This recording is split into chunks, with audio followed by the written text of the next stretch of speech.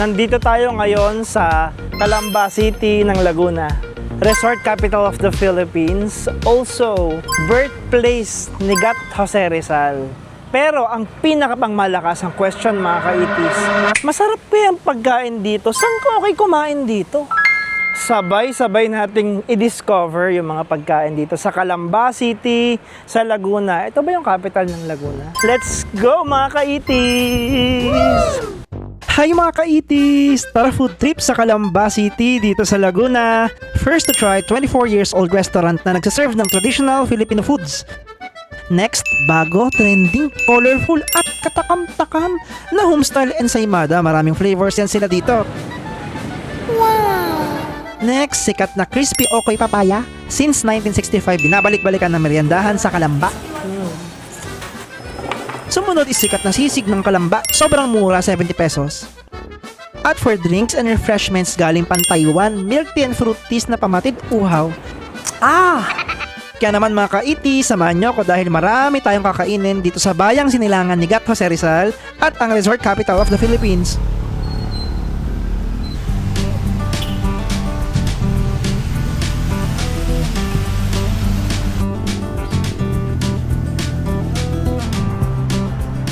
So first na pupuntahan natin would be 24 years old Filipino classic restaurant here in Halang, Calamba. Ayan.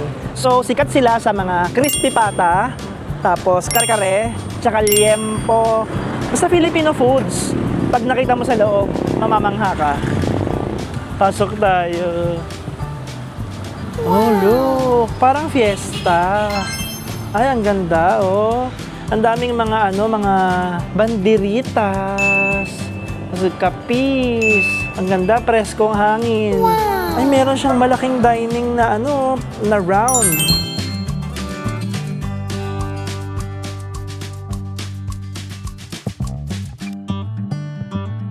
So bali yung feels dito, homey vibes, para kang nasa bahay ng lola mo. Tapos, ang bango ng pagkain. Sana masarap. It must be dahil 24 years old na yan sila dito. Pili tayong upuan. Tara.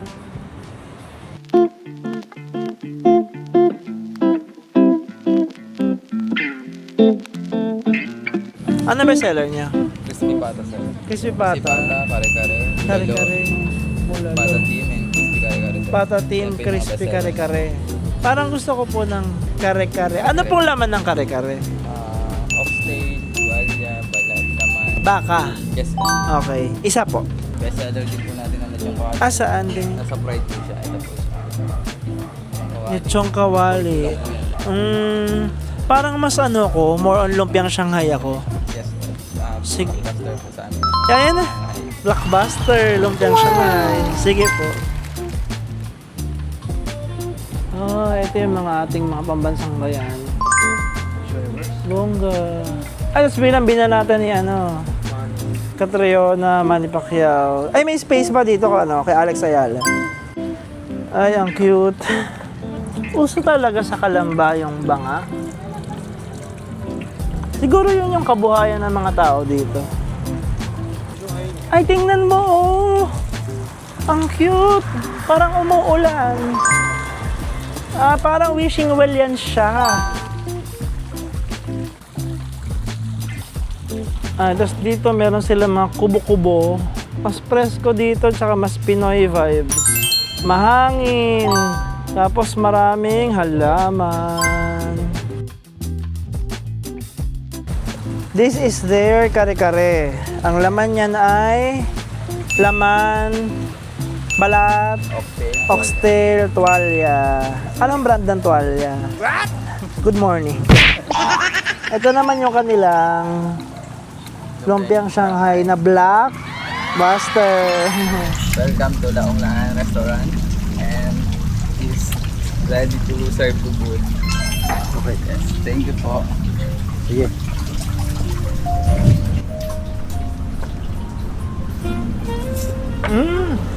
Ayan na. Wow. Ay, kare-kare. Ooh. Ay, Shanghai. This is their lumpiang Shanghai na may ketchup. Ang lalaki. Try natin. Lutong. Napaka-lutong. Napaka-meaty. Tignan mo.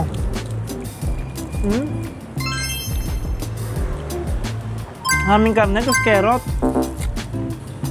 Sarap. Kahit walang sausawan, okay na.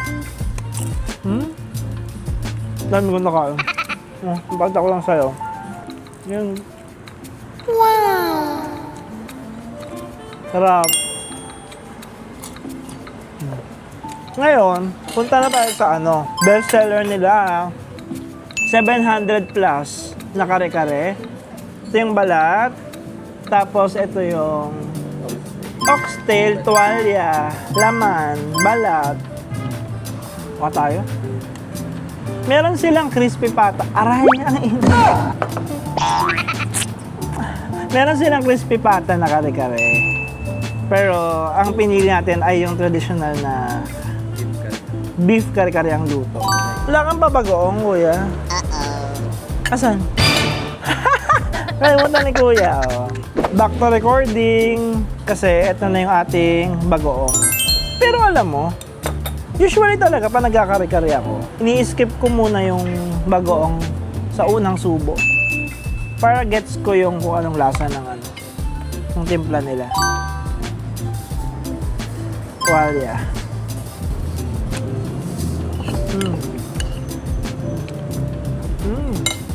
Alam mo yung kumatas lahat nung pinakulo ang baka dun sa kanyang salsa. Nutty, pero not too much. Tapos, hindi kalaputan yung sauce niya. Just the right lang na timpla. Which makes me want to try their alamang. Ang sarap ng alamang. Grabe. It's on the maalat side. No sugar. Ang sarap.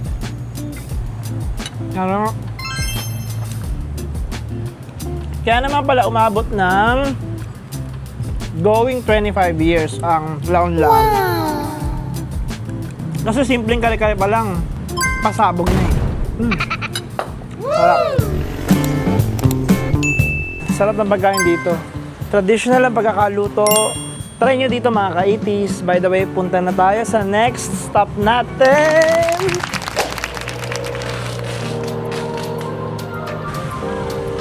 Tapos yung susunod na stop natin, yung sumisikat sa social media na colorful, flavorful, messy mada. Bakit messy mada? Kasi ang dami niyang mga palamuti toppings, mga dip, mga sauce. Try natin. Laliki. So bali yan, pasok ka lang dito sa Bercasio. May parking naman sila dito. So dito makikita mo mga tindahan ng mga prutas. Pero ayan. So ayun, andun na sila kaagad. Ayan. Pinapaypayan pa nga ngayon na. May papaypay ka na ngayon na. Siya pa. Oo nga, ano. Ano bang sweldo niyan? Yan yung mukha ko naman. Magkakaparehas lang ba ng presyo yan? 40 pesos lang. Kahit anong flavor. Ang ganda ng lalagyan niya, oh, parang pang Landers.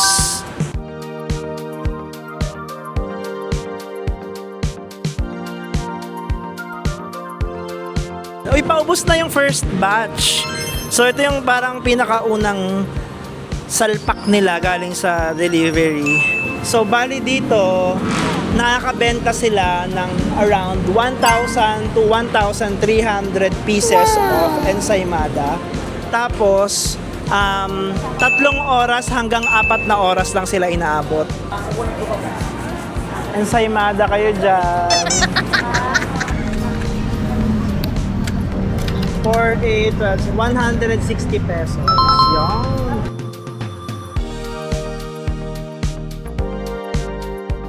First to try, classic cheese.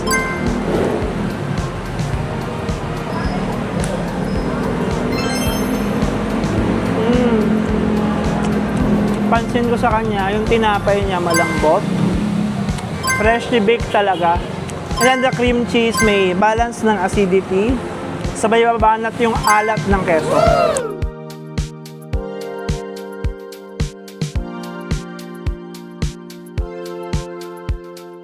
Try natin tong Nutella.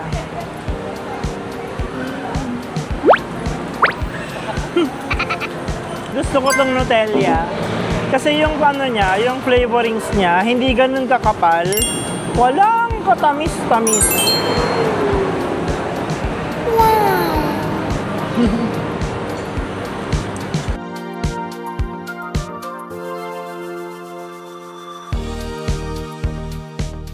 Bisco.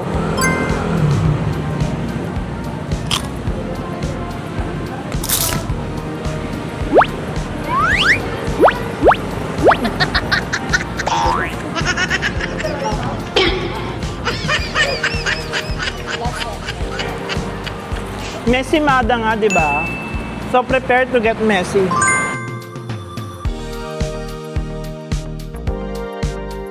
Last flavor, cookies and cream. Ay, Oreo pala. Ay.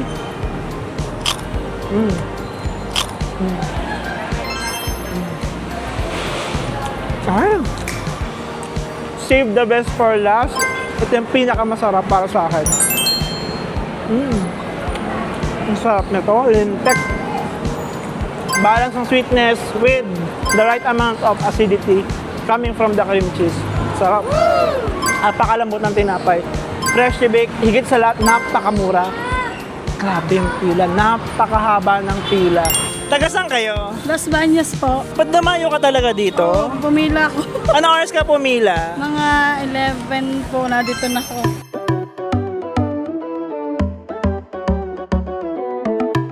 Kuya Rich TV. Hello po, hi mga kaiti! Paano ka na-come up sa business? Business-minded pala si Kuya Rich TV. Actually, hindi ako. Ang may idea talaga nito, yung misis ko. Kasi ako, alam nyo naman, kain lang tayo ng kain, pero ang pinaka-gumagawa talaga niyan is yung misis ko. And then, ayan, nag-come up kami sa pag-bilis sa ganyan since marunong siya gumawa ng ganyan. Kaya mga food vlogger dyan, umasawa kayo ng chef or ng baker. At kayo mga chef at baker dyan, umasawa kayo ng food vlogger. So ayan mga kaiti, so dito kami located sa may Morales, Percasio Commercial Center. Dito sa may Barangay 1, Calamba City, Laguna. Halos sa tabihan lang nung likod ng SM Calamba. At makikita nyo kami dito every Tuesday, Wednesday, Thursday, every 3 p.m. Then by Friday naman, Alauna. 1 or 12 noon. Then Saturday, Sunday. Balik sa normal schedule na 3 p.m. Alright, yun lang. Thank you, Kuya Rich. Thank you, ma'am. Dance, dance, dance. Yes!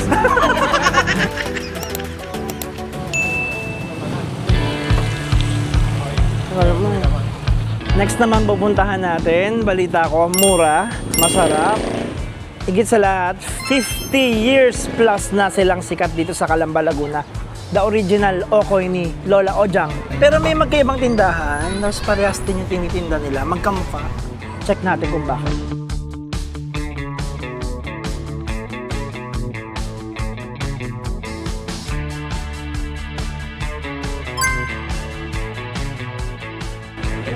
Ayan. Tayo natin na walang suka. Bagong luto pa. Una ko nalasahan yun. Bean sprouts. Tapos meron siyang papaya. Malutong. Tapos yung butter niya, hindi ganun kakapal. Ang sarap. Kaya hati mo yung suka.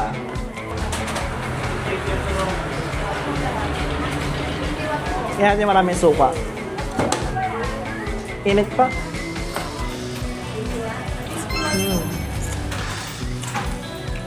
Alam mo pag ganito, makakarami ka. Siguro mga 4 ka. Pakasarap. Best of all, hindi siya oily. Mas oily pa ako. Kaya ba't parang meron siyang ano? Bagoong ba yun? Alamang, sabi ko na eh. May alamang, may papaya, kalabasa, toge, walang meats, walang hipon, wala naman. Meron, may hipon. Oh. Ang mura naman ito.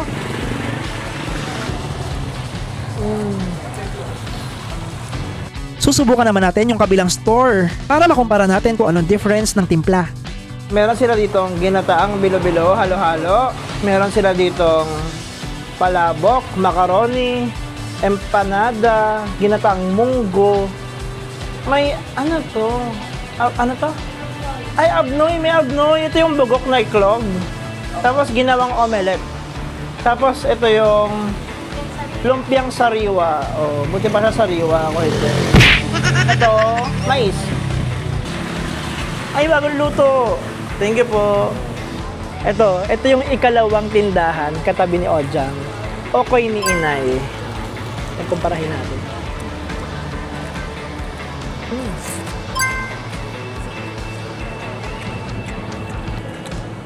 Mas mainit. Nakuluto. Sarap. Ay, may shape niya. Mukha sa empanada. Hindi siya kagaya nung nakasanayan ko Okoy sa Malabon, sa Manila na very, very flat.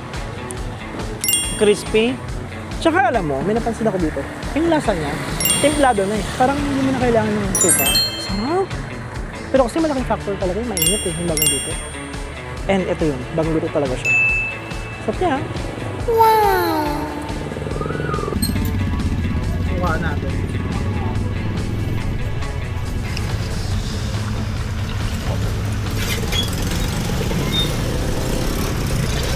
Sarap. Sarap. Mas bagay na bagay yung suka. Magkahawig yung lasa nila pero mas na-happy ako dito. Mas marami naman. Sarap ng Okoy. Sabi nakarami ako.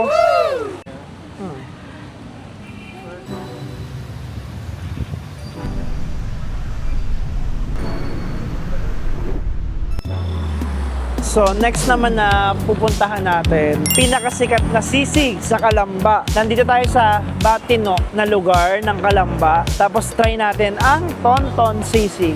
So, ayan siya. Para siyang apartment. Pero, kainan yan, restaurant.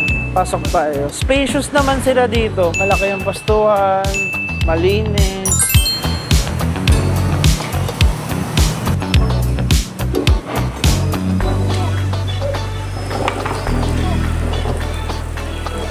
Napuntahan ko na to dati. I think that was 1 year ago. 75 pesos lang. May pork, may beef, may chicken, may tofu. First to try, chicken.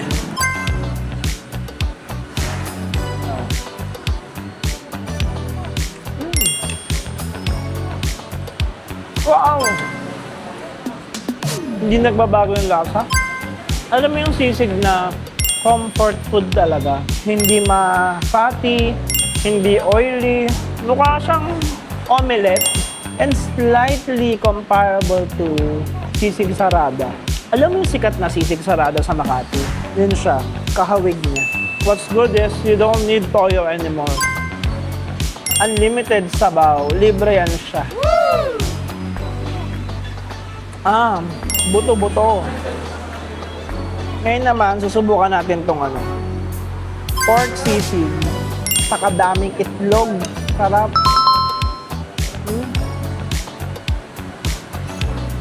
Tikman ko na nga kaagad. Bago pa lumamig. Di gaya ng relasyon niya.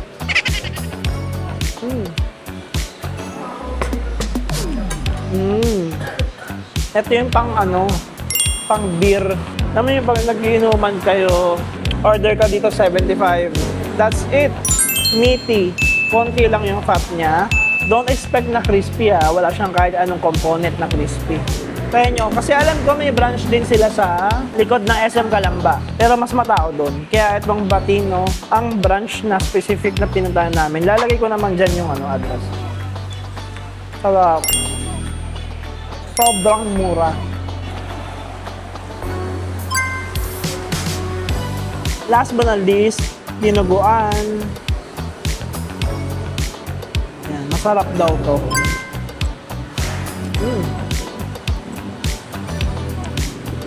Walang kalansa-lansa.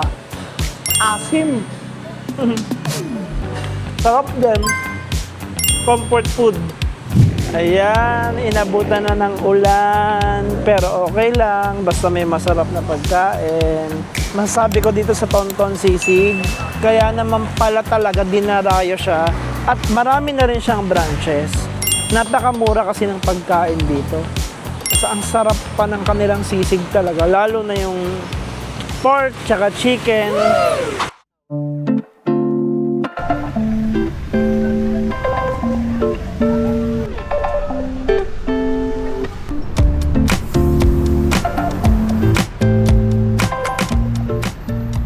Ayan.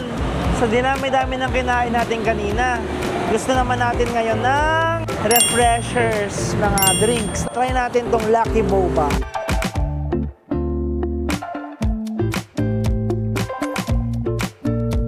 Ang presko naman dito, tapos ang lawak pa ng pwestuhan. Bet ko to. Puro orange pa. Ganda. So, dito tayo ngayon kasi nauhaw ako ng bonggang-bongga sa mga pinuntahan kong mga heritage sites, etc. So, this is Lucky Boba. This is a franchise from Taiwan pa. Gulat ako kasi meron dito sa Calamba, Laguna. This is located exactly at the National Highway ng Calamba, Laguna, here at Pamana Medical Center. Okay. Nag-order tayo ng... Nagulat ako kasi meron silang spaghetti dito. Pang-merienda na rin. Pero ito talaga yung habol ko. Tingnan mo, passion fruit green tea. Pinatanggal ko yung sugar para ma-enjoy natin ng maigi yung kanilang juice or yung kanilang drink, refreshment. Ganda na straw. Orange. Kaya natin. May konting tamis pa rin na nanggagaling sa prutas. Tapos may meron siyang totoong seeds ng passion fruit. Very, very refreshing. May konting tamis siya, pero very tolerable. Sarap nito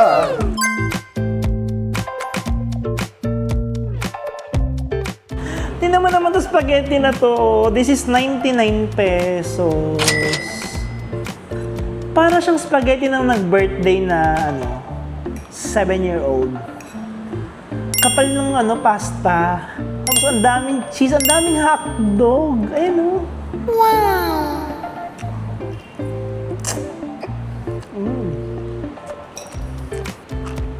It's meaty, cheesy, may giniling talaga. So I appreciate that.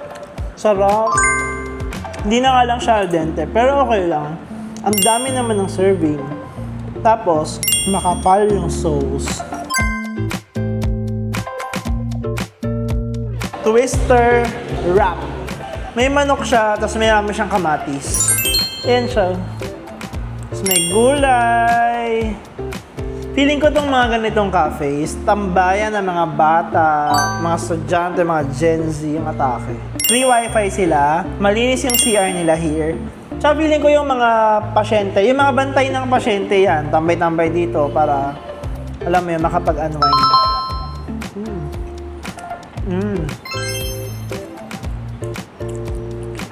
Lutong ng chicken. Ang kapal ng lettuce inside. Sana magkaroon din ito sa mga branches sa Manila. Kasi mapansin ko yung mga Lucky Boba, nag-focus sa drinks. Ang sarap ng pagkain nila